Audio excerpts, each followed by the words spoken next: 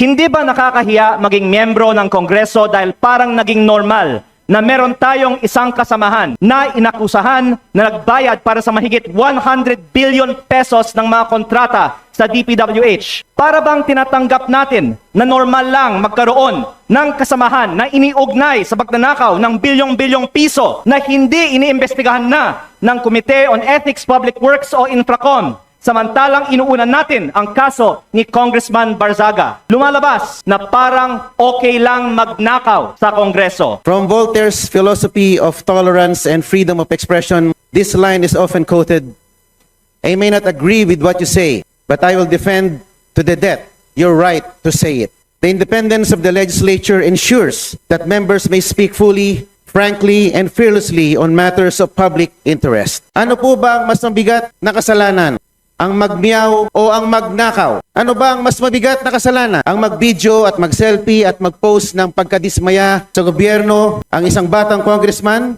O ang ginawang sistematikong pagnanakaw sa gobyerno? One thing I am sure of is that plundering the coffers of government through ghost infrastructure projects is what's unethical. Ganito ho ba tayo kabalat sibuyas at allergic sa mga naiibang pananaw? My dear colleagues, let us not erode whatever little trust that the public has left for this House at a time where allegations of massive corruption has been plaguing our beloved institution. It is callousness to sanction one of its most vocal critics, however eccentric, uncouth, or unpalatable his mode of delivery may be. Hindi po sa pamamagitan ng aksyong ginawa natin kay Representative Barzaga mababawi ang kredibilidad ng ating institusyon.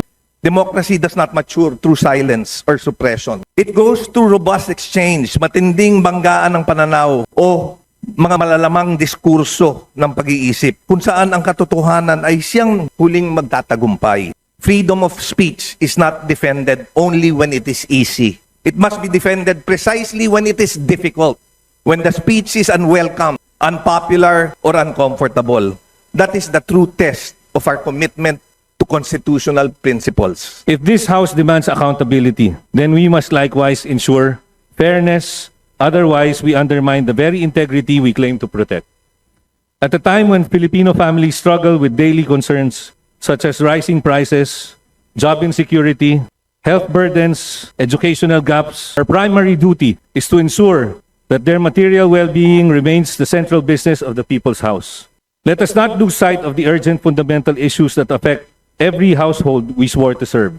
Mali po yan mga taga-House of Representatives dahil freedom of speech yan ni Kiko.